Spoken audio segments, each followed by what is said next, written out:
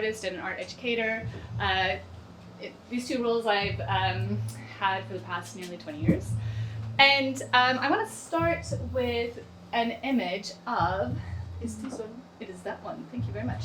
This painting here. And so as an educator, I like to open things up to the people that I'm speaking to get involved. And I just want to know, what do you think about this artwork in front of you?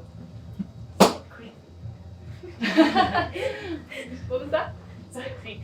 It's a bit creepy. Okay, so a bit creepy, and like there's, what you think is what you think. So there's nothing wrong with, just The woman looks beautiful. The woman looks beautiful, okay, right? She regrets him, maybe. What was that? He regrets, like she's like, I don't want to be with this kind of I'm not quite sure how I feel about this woman. Yeah. Right. Okay, so this painting is an impressionist painting made by Pierre-Auguste Renoir. And a lot of us might know something about the Impressionists, and that when they were creating their artwork, it was very new and wild, and some people thought it was the most hideous thing that they had ever seen, and they thought, oh, it's unfinished, and they would actually go to their exhibitions to almost ridicule and laugh at the artwork. So that's kind of what was going on in the art world at that time, and this is in Paris in like the 1860s. So I don't really want to make that the focus of my discussion today. I actually wanted to focus on the woman you see in the picture.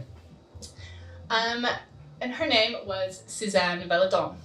And most of us don't know that she was an artist in her own right. So this image, it's, as far as paintings go, it's quite popular. So here, a book on Renoir. Look who's on the front, Suzanne Belladonna. Okay.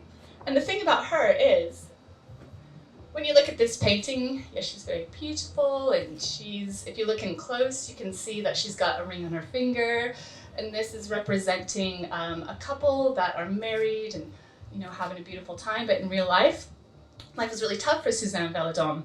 And she grew up at age 11, had to quit school and had to start working. Her mother was a single mother. She was a laundress, which is a very difficult and hard, physically difficult job to have. And Suzanne, so you can imagine an 11-year-old child, quite young, worked in factories. She waitressed, and then she eventually started to work for the circus. And this is when the circus was quite a big deal. And she was a trapeze artist. Very unfortunate. She had such a bad accident that she couldn't carry on with that line of work anymore. So here she is at the very ripe old age of 15, wondering what is she going to do because she has to earn money. And so she decided, she's living in Paris, the artists have flocked there because there's lots happening and they're sharing their ideas and with each other and meeting in cafes, and they need models. So she became an artist model.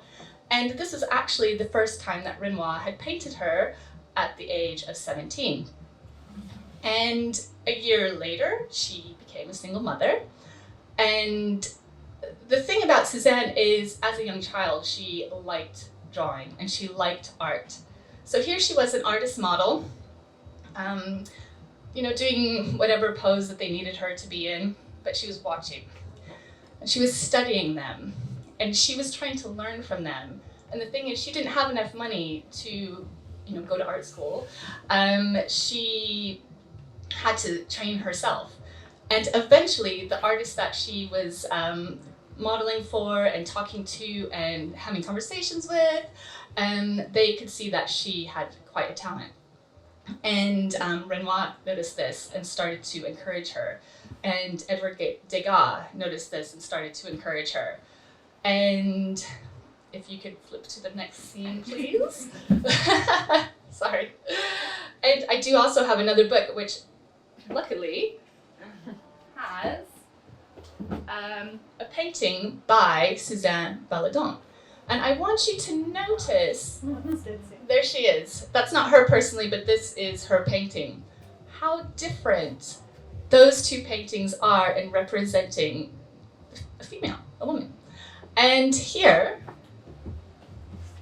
although she looks completely lovely, this is giving off quite a different feel and a different representation than this one right here. And the thing about Susanne Belladonna is she was actually quite well known during her time. And I mean, it was really difficult for the impressionists and post-impressionists, but especially as a woman. And a woman that, like, if you were making art as a woman at that time, as long as you were hanging out with pastels and like really like nice, gentle pictures of flowers and children, you're kind of okay. But she was like quite rock and roll in what she was doing, and some people just were completely scandalized. But she was painting real people, and because of that, being able to be on both sides of the easel, being the model and then being the artist, she had quite an interesting perspective. And I just think that her story is incredibly encouraging. And my whole, I feel like, this thing that I'm trying to drive forward, and I feel like I'm on this like little crusade, is making art history and art accessible to everybody, because I feel that there are stories here that a lot of us don't know. Or when you think of art history, it's like, there's art history, and don't you need a degree to understand what's going on, or some kind of level of education? And sometimes people feel quite separate from that and they don't understand it. And I'm actually talking from a personal example in that the first time my mother went to an art gallery was when she visited me here 3 years ago. She would have been in her early 60s. And we walked in and she was just a bit like, and so she said, this is the first time I've ever been to anything like this. I've never seen this before. And I found that really shocking because my whole life is about this.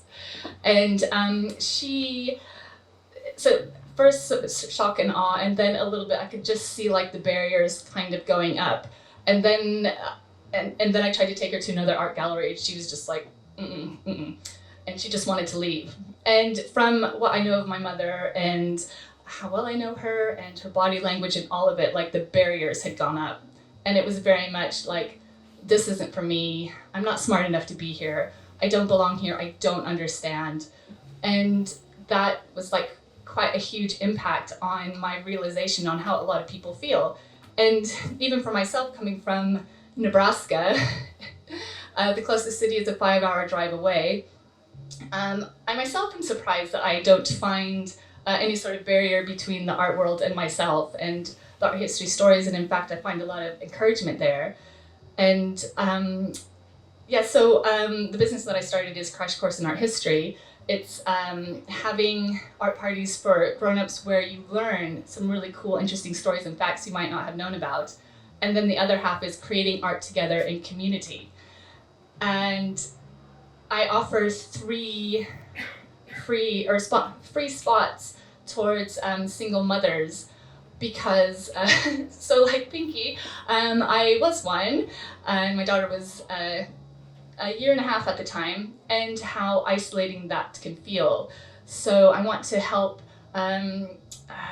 take the pain away of that isolation, and sometimes you can make assumptions, like when you hear the phrase single mother, without even trying or considering your first responses. Sometimes they could be a bit negative. And like, just because you're going through that, it doesn't mean you wouldn't love this and you wouldn't like learning and you wouldn't like coming into community with other people. And if there's a time in life where that is needed, it is at that moment. So that is my whole spiel, and thank you very much.